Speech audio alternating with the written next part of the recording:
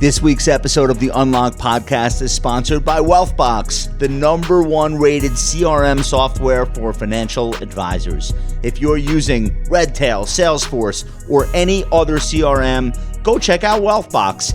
Tens of thousands of advisors have switched to Wealthbox, and it's super easy to do. Want to experience it firsthand? You can sign up for a free trial or schedule a one-on-one demo to see how Wealthbox can transform your business and help you grow.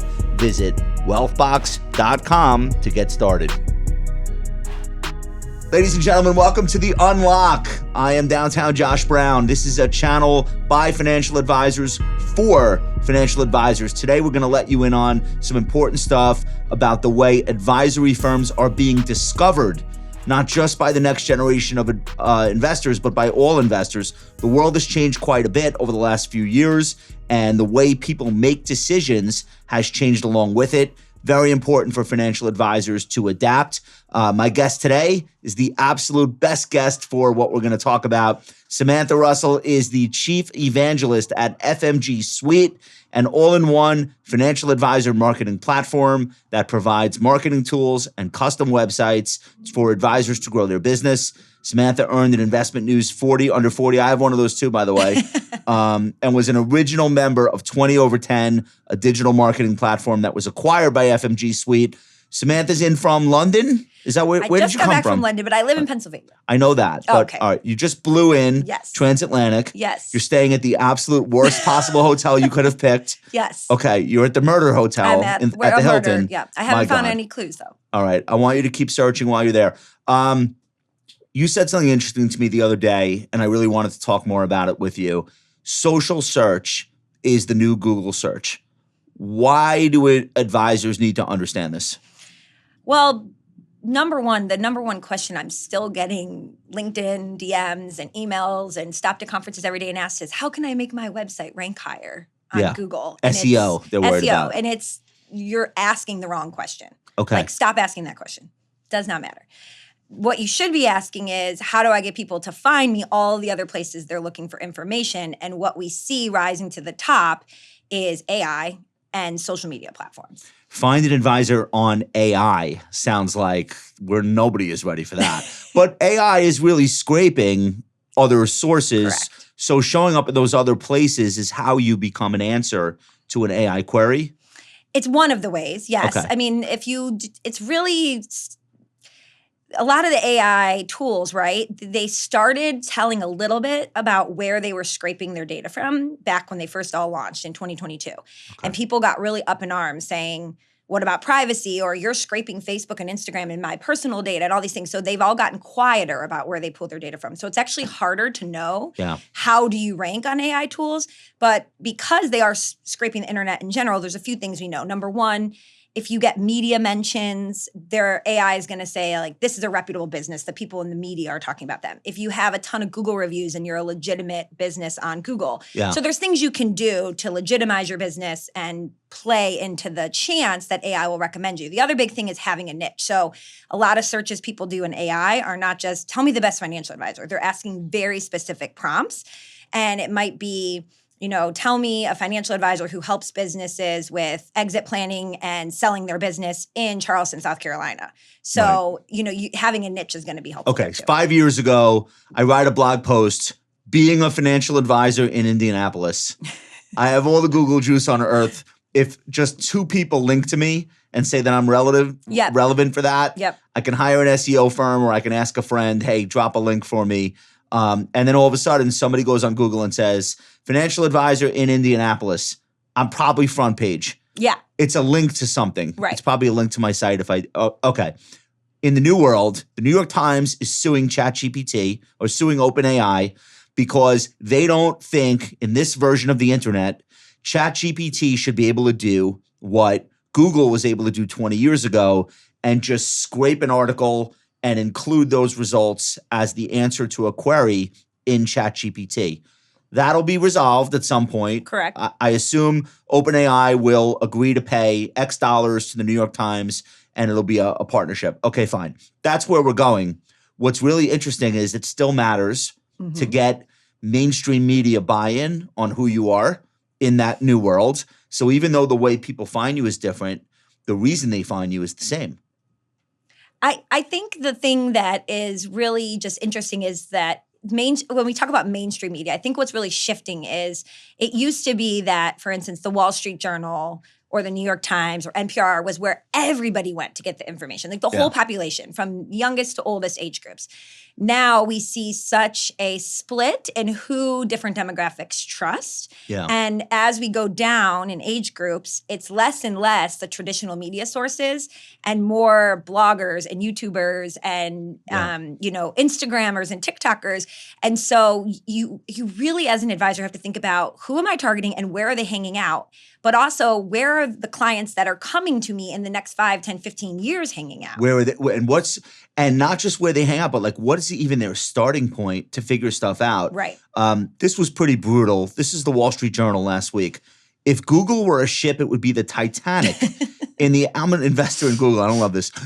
In the hours before it struck an iceberg, riding high, supposedly unsinkable, and about to encounter a force of nature that could make its name synonymous with catastrophe. The trends moving against Google are so numerous and interrelated that the Justice Department's attempt to dismantle the company could be the least of its problems. Core business under siege, people increasingly getting answers from artificial intelligence, younger generations using other platforms to gather info, and the quality of results delivered by search engine deteriorating as the web is flooded with AI-generated content. Anyway, it all adds up to maybe not so great news for Google. I have to just tell you really fast, too. You sent me this article, and I always go to the comments to see what people are saying.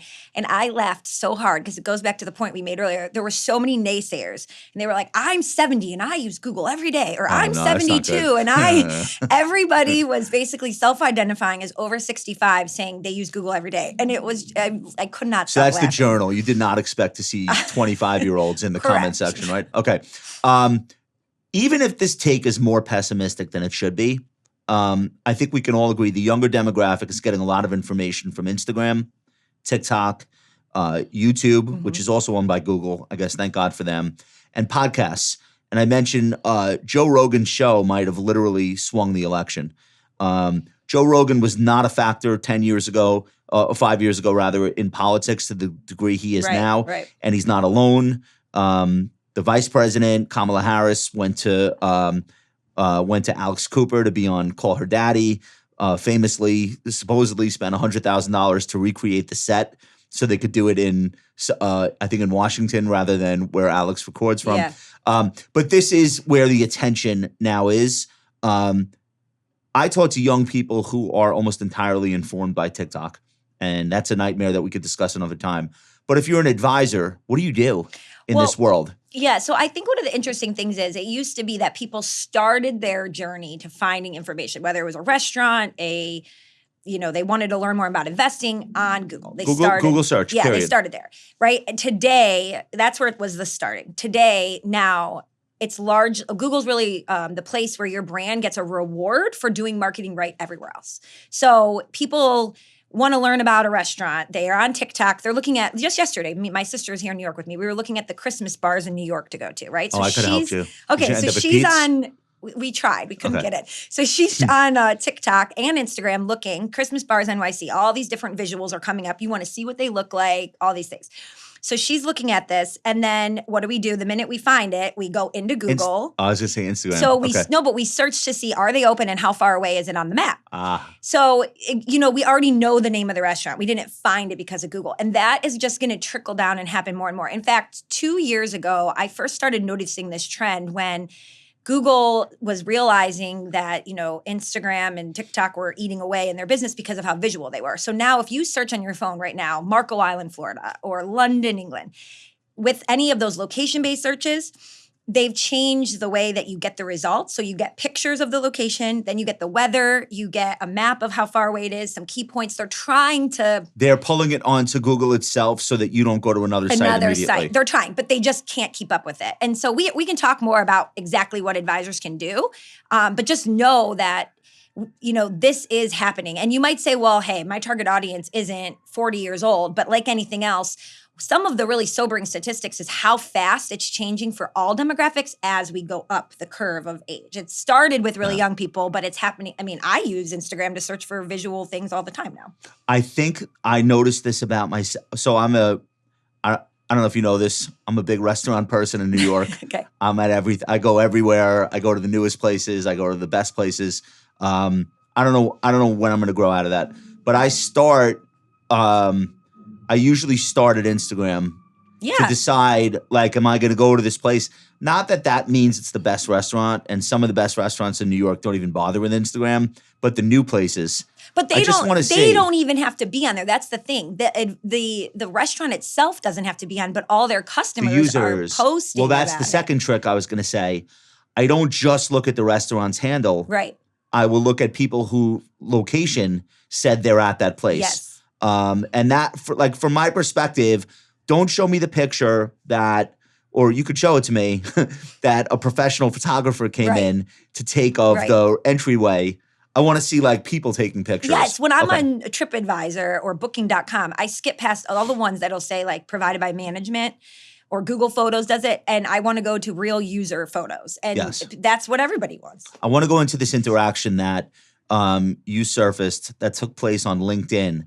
And I want you to walk me through how this went down and why you think this is an important part of the future. And advisors who are trying to gain awareness and visibility for their businesses need to know. John, can we throw this first image on screen? Okay, so this is a LinkedIn. This is a LinkedIn. So a bunch of people responded. Yeah. So I posted about social search being the future of SEO, social search and AI. And I just, in my, write-up, I said, have you ever gotten a client or a prospect reach out to you because of AI? Let me know. And people just started flooding me with messages. Some of them were sent privately saying, I don't want to say this because of compliance yet, yes. And so it's really started to pick up steam in the last few months. The interesting thing, though, is a lot of times I'll go back and say, well, what was the prompt? And people don't even think to ask that. That's important. Like how did somebody get there? Right. Even? And, well, let's go through this. So Ryan Cuss, I guess? Yeah, Kuss? I'm not sure. Cuss? Okay. Ryan says, yes, we had our first lead from ChatGPT yesterday. Prospect contacted us and found us on chat. Fun stuff. Kathy Curtis comes in and says, a great prospect. Now client found me using ChatGPT. All right. So this is very early days, but there's going to be more. Then Matt Hyland comes in and says, just had our first as well. Not sure why we are included, but won't complain, I guess. We have a few YouTube videos and blog posts that gets okay traffic on the topic, but was a surprise for sure. And then Chelsea Ransom Cooper, shout to Chelsea. She chimes in, says, yes, this happened to us. They shared the prompt. And we have the prompt that she had. Well, so take us to the prompt. So provide a list of Black financial planners in Philadelphia. Okay. Now we should know what the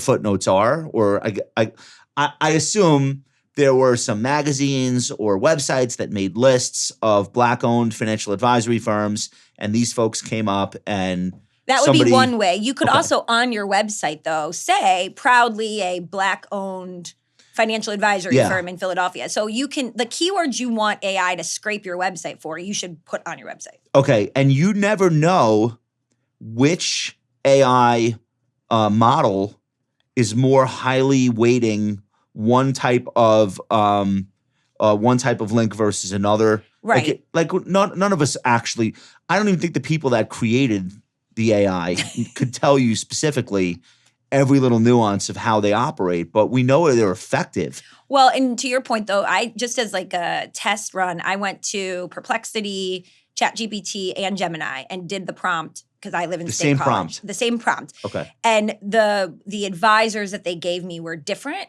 for each prompt. Okay. So, that also tells me that they are using differing data to pull in what they provide to you, and that it's still such early days. We do not yet know. Like, we can't say, do this and you'll get shown. Sam Altman was on the stage with Andrew Ross Sorkin at the DealBook Summit last week, and he said his favorite product that they've launched in the last few years is ChatGPT Search, which is It's not just ChatGPT. It's a specific search application that they've created. Elsewhere, Mark Zuckerberg launched a new AI search product just for Meta users. Google is not going to have this thing to themselves. You've got Claude Sonnet out there, which is Anthropic, which is being invested in by Amazon. Certainly, Bing is still a factor. We don't know that it'll ever grow much larger than what it is now. But like, there's just now all these different ways people are comfortable. And today, Reddit announced their search product. And Reddit search, people forget, Reddit is an Internet 1.0 generation company, which means they have 20 years worth of user data, user-generated content. That can be scraped. And the promise that Reddit is making, yes, Reddit search results come up on Google, very highly ranked. But if you use Reddit search, you're going to get content that just hit the platform minutes ago, like real-time search. So all of these alternatives are here. And the Instagram and Facebook one I think is really interesting for advisors, because if you look at who uses Facebook, I think I have it in one of the charts, you know, the age group that a lot of advisors are targeting is there wealth management now. Clients. And they, with Facebook and Meta search, when you go to search their version, they give you their answer, and then at the bottom, it will say sourced from, and it gives you the creators they're pulling from. So if you make a video about Social Security tips, you know, or Social Security moves to make before whatever, and the Meta AI tool decides to use your content, it will, at the bottom, it's sourcing where it's pulling it from. So that's really cool. And I think that people searching it like that, because then they can just go click on the creator and watch more content from that person. Yeah, I think the thing to say here, Google has historically given us a list of what they consider to be trustworthy links. Larry Page created this algorithm, I don't know, 20 years ago, where he was using inbound links to a page as a proxy for that page's trustworthiness.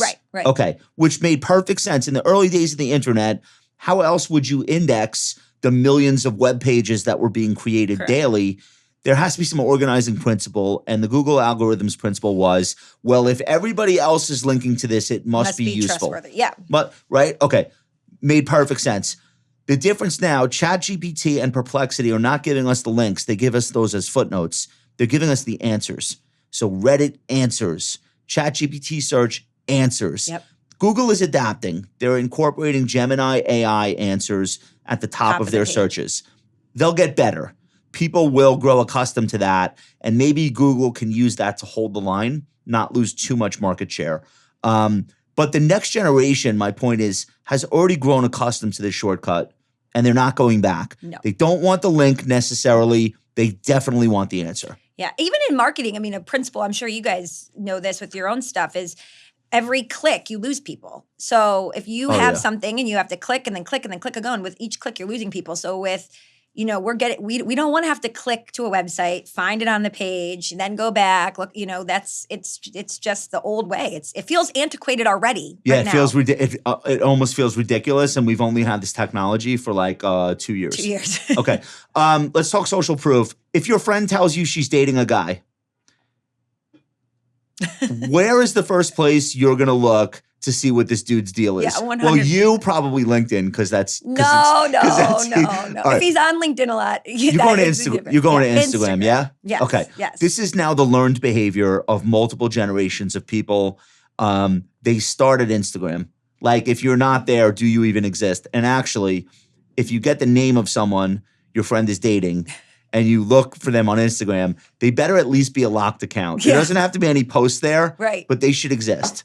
It's sketchy as hell if there's nothing there. Okay. That learned behavior that I think is now basically the way Gen Z starts their search for people, of course that's going to carry into how they search for professionals, lawyer, accountant, doctor, financial advisor. Are we already there, or are we not quite yet there but headed there? Like, what's your take on how far along that trend is for our industry. I mean, I think, so it's interesting, even if you look at something, we're talking about social proof, Google reviews is a form of social proof, right? So people are going there, they're going to read all the reviews other clients have left about someone. I've been talking about Google reviews for years before we had this recent SEC marketing rule. I hate Google reviews. I'll tell you why in a minute. Well, because so many people could get them and there was nothing anyone could do about it. If you weren't asking for it in writing, it wasn't documented, anyone could leave a review for any business, which is also problematic, as I'm sure you found. But it was a ranking factor that Google used when somebody was searching, financial advisor near me or financial advisor. It was a local indicator. That's just, one form of social proof. And what happened was it wasn't relevant for a long time because most advisors couldn't use it. So if somebody went to look up an advisor and the prospect said, why don't you have any reviews? They would say, well, in our industry, we really can't use them. But now that all these people started to get them, it's a harder thing to answer. Why don't you have any reviews? You don't have a single Google review for your business. I think that's going to be the exact same experience that's going to happen with this social proof. People are going to say, where can I go to learn more about how you think about X, Y, or Z? Or why do you don't have an Instagram? Like that will carry on. Here's my beef with Google reviews. My compliance director informed us we cannot ask clients to review us. It's an anti-testimonial rule. We cannot say, hey, go give us a review. Can't do it. Okay. So, of course, we don't. My partner, Barry Ritholtz, goes on his blog and says something about Trump. We have a negative review. Yeah. This is not a client. It's not a client. Yeah. This is somebody who hates Barry because he's center left and not center or far right. And great. So it's a fake review. So I think for our industry, it's so primitive to rely on reviews. Yeah. You should definitely not rely on anyone. I'm just saying from the consumer standpoint, right? The consumer doesn't understand anything about compliance. That's right. So you have to look at it from their mindset. What are they used to doing? They're used to looking at reviews for anything. So if a bunch of other people have them, it's another thing for them to think, well, why don't you? So and that's actually, if anybody listening is taking away anything, stop Give thinking, Samantha good Google reviews. Stop. If anyone is listening. Yes, please. Take out your phone. No, okay, so stop thinking, I think one of the things, and we do this in any industry you're in, but you're always thinking about things from your worldview. Yeah. I don't go on Instagram, so nobody's on Instagram. I don't use TikTok, so no one's on TikTok. I'm not on Facebook anymore. Yeah, everybody thinks that way. Everybody thinks that way. Whereas instead, you ask your clients, like for instance, my mom and all her sisters, she's one of 8 kids, they all send me TikToks all day long. And they're all in their late 60s, early 70s. Yeah. If you ask most— They're lurking. They're not posting, they're but not they're there. posting, but they're there. And so who cares if they're posting, right? You're interested in getting their attention. You know why they're there? Because that's where their grandkids are posting. Well, and because people share TikToks on Facebook. Yeah. And that's where right? So, and if you're TikTok smart, if you want to see the TikTok someone sends you in a text, you have to sign up for TikTok. You can't watch it. So my point is just get outside of that. Well, I don't think my clients do this, or that's not where I spend my time, or because nobody at a dinner party is telling you, have you seen that TikTok lately? Like they're there. We have a chart. 46% of Gen Z is using social search first, meaning they're looking for the person, maybe the brand, but more likely the person, right? Okay. What's going on here? Yes. Gen Z is that big, giant blue bar, and you can see millennials are not far behind. Add up the millennials, Gen Z, and Gen X, and that's basically the whole ball game at this point if you're doing any kind of marketing to grow your advisory firm. Yeah, and I think the takeaway, though, from this chart is this is social media as a first option. First option. So these are saying that almost 50% of Gen Z doesn't ever go to Google first. They always go to social media first. And they're not going to AI first. They're going to social first. The silent generation did the phone book, Yellow Page, right? Yellow Pages. But this is saying right now, that what I think is also interesting is if you would have looked at this chart a year ago in 2023, that baby boomer number's at 7%. Last year would have been at 0. And I just think exponentially it's going to keep going up. So that's the takeaway for this. I think you have that part right. 61% of people in the U.S. start product searches on Amazon, not Google. So we know this. Amazon, I think, has gotten credit for this in its market cap growth. It's now the 3rd largest advertising platform, I think, in the world. Yeah. They spun this advertising platform up like 4 years ago. Okay. But product search is starting on Amazon. So you can't search for a financial advisor on Amazon No. because we're not for sale. That's correct. Like a product. But conceptually, I think what this gets to is this idea that nothing is permanent.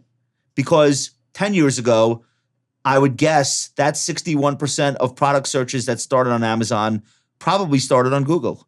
So like nobody owns everything forever. Yeah, exactly. And I think the other thing just to think about is people go where they can have an all-in-one experience, right? So a lot of product searches for hotels start directly on Booking.com or TripAdvisor because you can search it, read all the reviews, see the pictures, and book directly. Amazon, you want to search for the product, read all the reviews, and then buy it. So it'll be interesting for service-based industries how this changes in the future. Let's do Rand's theory of web journeys. John, can you put that up? Yeah, do you know SparkToro? In 2024, Google is mostly navigation and information, and buyer journeys look like this. Take us through these 4 steps. Yeah, so it's what we've been talking about. You're consuming, and which consume also you could use the word find via social media, consuming YouTube. Like a YouTube show. Yep, okay. podcast. This is how you're finding things, right? You're being exposed to them. Top of the funnel. And then when you have a very specific search, yes, still, if we look at total percentages, we are still going to Google or Bing, but it's just the market share is getting eaten away. And when we are on Google, we typically don't make clicks. So 2/3 of Google searches end without a click. We get the information and we leave. Okay.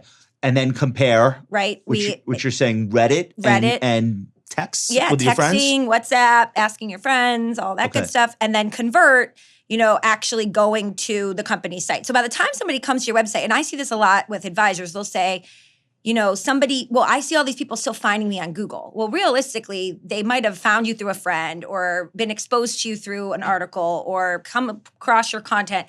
And then they went to Google and typed in your name or your company's name. And now they're on your website and you think they found me on Google.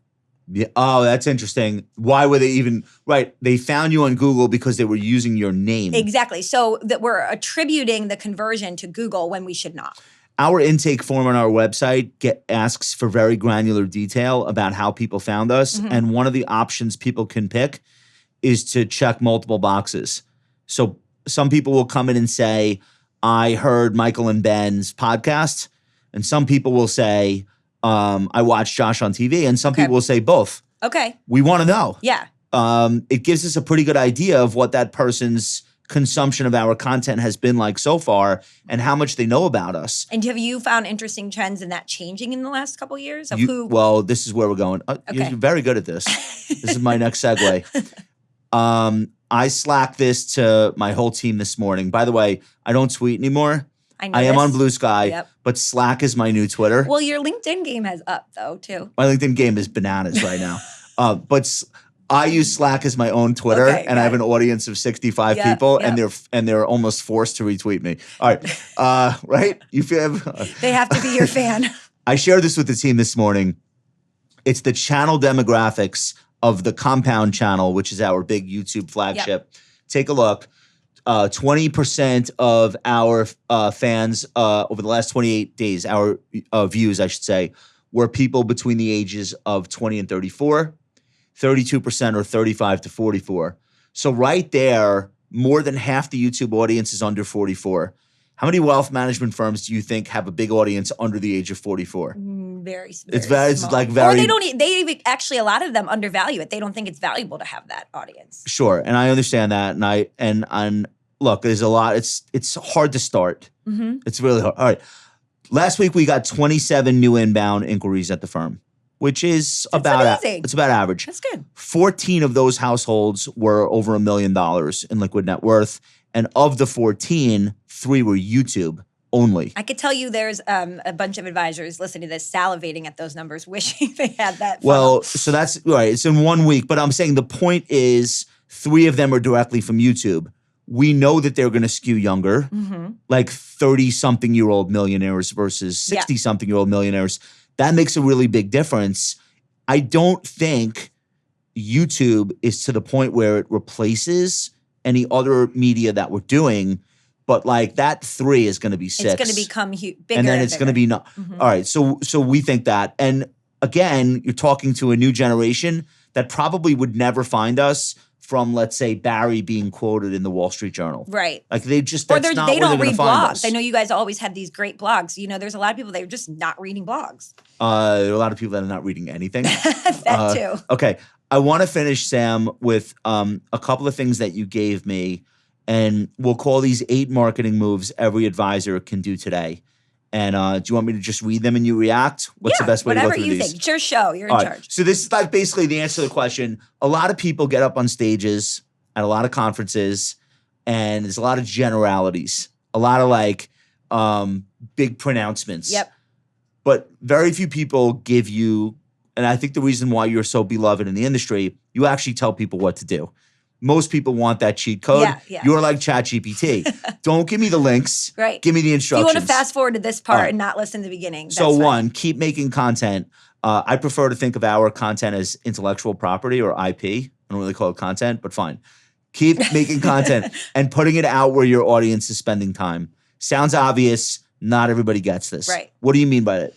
I think the second part of putting it where your audience is spending their time, you know, a lot of people already are writing a blog or an email newsletter. They do that religiously, but nobody's reading it, to your point. They're not reading, or they want it in a video form. There's so much AI tools out there now. You could take your blog or your article. Make it a video. And make it a video. Or animate it. Or have you seen that new... oh gosh, I can't think of the name of it. I wish I had it, but it's where they'll take an article or video and turn it into a podcast. We played with it on the show. Crazy. We were laughing pretty hard. It was crazy, but you know, I'm not suggesting you do that. But there's AI tools where you can repurpose it. So the point is, put it in a format that people are going to pay attention to, and the shorter bite size, the better. Know what each AI platform finds answers to. Varies greatly, yeah. But they all seem to look for things like reviews, media mentions, niche-specific info on your website, and your location for local searches. Yeah. So if you have a website and you serve everybody in the U.S., it does not hurt to put something on your website like providing financial planning to, put your niche, in Houston, Texas, and around the country. It's just going to make you more relevant for very specific prompts. Right. And then if you had... I know you don't like talking about it, Google reviews from people in Houston, right? It's just another indicator to AI, because they are pulling from so many different sources, that you're based in Houston. If you have, you know, on Google, you can own your Google My Business page. Make sure you claim it, keep your hours up to date. All those things are going to help. Okay. Focus on video and short form for social, long form on your website, blog. Again, this should be self-explanatory, and yet it's not always. Yeah. And I think taking one long, you know, we're recording this. If there's a video component, you can make clips of it that you then upload to YouTube Shorts. You're very much on video yeah, too. Okay. To Instagram. Yeah. You know, so don't feel like you need to do 1,000 different things. You can, like, if you're just writing one email newsletter or blog post a week, and you are going to have, you know, one longer video you make a month, you create that email newsletter and you turn it into shorter bite-sized pieces for social media. Chop it up. Not everybody wants the whole thing. Right. And then for the video, take the longer video and make it shorter and put it again on Facebook, Instagram, if you can use Instagram, YouTube Shorts. But again, where people already are. Okay. Get Google reviews. We're going to skip that. We did that already. Start asking your clients, how are they using AI? How are they searching? Which social media platforms are they spending the most time on? Do this like very formally. Do a survey. Like, it doesn't have to be about help me market my practice. It's more like, hey, just out of curiosity, we're asking everyone, how do they use, for example, ChatGPT? Or how likely are they to find a restaurant on OpenTable directly versus a recommendation site? Like, and it could even be, you know, if you don't want to send an email out about it, at the end of every meeting for the next year, just make it a question that you ask. I love this. Take input on it. Just make your just inform yourself. Incorporate real-time answers through tools like live chat, chatbots on your website. Well, that sounds like a compliance nightmare. Should we do that today, or just start thinking about doing that? There are advisors doing it today. They don't have as strict of compliance maybe as everybody else, or they're self-compliant. But I think the idea is you don't actually, so it's sort of tricky. You don't actually have to do live chat, but the consumer feels like it's live chat. So what I mean by that is there's tools. You add a chatbot to your website. you all here can say, we're going to preload answers. So whatever the most common questions you guys all get. What's your minimum AUM to work with us? How much money do I have to have? Instead of an FAQ, an interactive chat, which people are becoming accustomed to. Because of AI, there will be so much more used to just chatting with your website to get, it's basically like, instead of them having to search your website to get the answer or even hit a search bar, the chatbot's going to give them the answer. It's not a real person. So from a compliance perspective, it's fine. You just have to get those preloaded answers approved. Last week, Mark Benioff launched Agent Force for Salesforce. Okay, I didn't see that. It seems as though people are going to get rid of the forms on their website, like name, street, town, phone number. That's all going to go away. Click submit. That's all going to go away. Instead, you're going to be greeted by an AI chatbot. You'll be accustomed to it because the same thing is going to happen when you go to AbercrombieandFitch.com. So you're going to get a chatbot that's going to obtain that information from you in a very informal, texty conversation. Yep. The data will be pulled out of that chatbot's interface into something on the back end. And the company, as a form of intake, is going to get the same data, but in a more natural way. I love this. Okay. 2 more. If you are serving boomers, Facebook groups are underrated. I agree. We have 2 advisors here, Tony and Dina Isola, who specialize in working with teachers on their 403B. And they created their own Facebook group around 403B Q&A.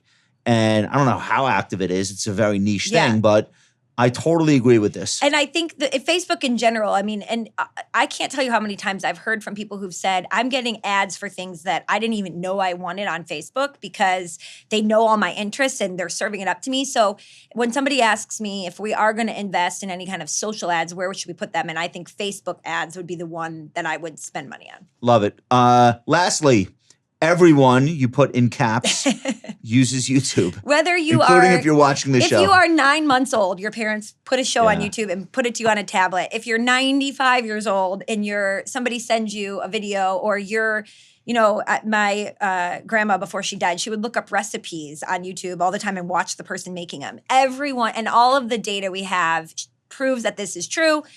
It's never, ever a bad idea to be somebody who has some videos on YouTube. When in doubt, put something on YouTube. Yeah. All right, guys, this is literally the best in the business. Samantha Russell, marketing expert for financial advisors. I know you work with broker-dealers as well. You're everywhere. Yep. You're if you're doing all in the finance, things. I can help you. Yeah. Okay. Twitter.com/Samantha20, which is her age. And LinkedIn/Samantha C. Russell. Make sure to follow Samantha everywhere. And please subscribe to advisorunlock.com, which is our newsletter for financial advisors who are cool and want to be in the know and want to find out about things happening behind the scenes at The Unlock. Thank you guys so much for watching. Talk to you soon.